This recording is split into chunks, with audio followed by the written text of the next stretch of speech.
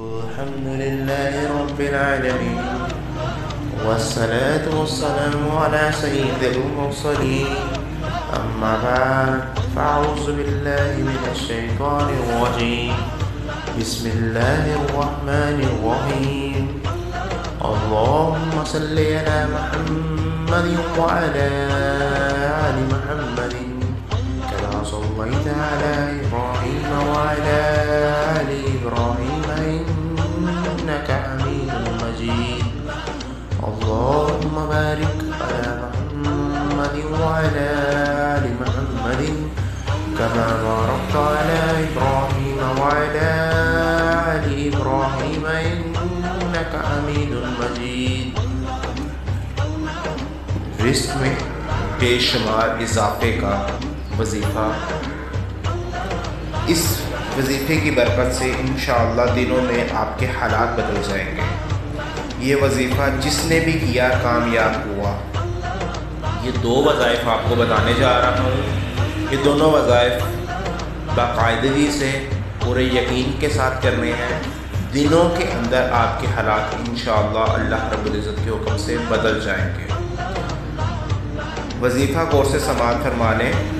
نماز عشاء کے بعد قبلہ رخ کھڑے ہونا ہے. کھڑے ہو کر آسمان اور آپ کے سر کے درمیان کوئی چیز حائل نہیں ہونی چاہیے. یعنی کھلے آسمان کے نیچے آپ نے کھڑے ہونا ہے. وہ سر آپ گھر کے صحن میں کھڑے ہو سکتے ہیں, کہیں پہ بھی کھڑے ہو جائیں, لیکن کھلے آسمان کے نیچے کھڑے ہونا ہے. حتیٰ کہ سر پر ٹوپی بھی نہیں پہنی ہونی چاہیے. عمل اب سماعت فرما لیں. یا مسبب الاسباب, یا مسبب الاسباب 500 مرتبہ پڑھنا ہے. اول و آخر 11 مرتبہ درود پاک کے ساتھ.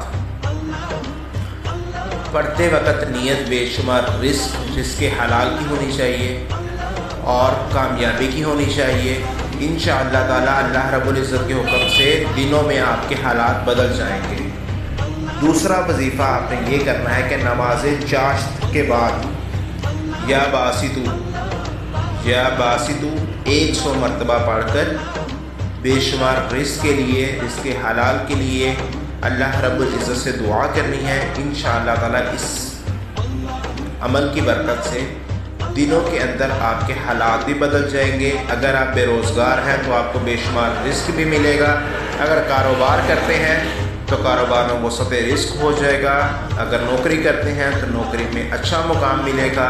انشاءاللہ تعالی یہ عمل بہت ہی مجرب ہے اور پورے یقین کے ساتھ کیجیے گا. اللہ رب العزت آپ کو کامیاب کرے گا.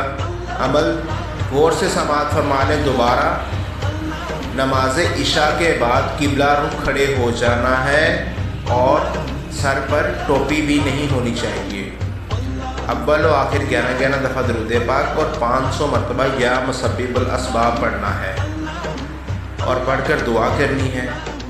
اسی طرح سے صبح کے وقت نماز چاشت کے بعد یا باسطو 100 مرتبہ پڑھنا ہے, پڑھ کر دعا کرنی ہے. اللہ رب العزت انشاءاللہ تعالی کامیابی عطا فرمائے گا. بہت ہی مجرب عمل ہے یہ. طالب دعا محمد داؤد.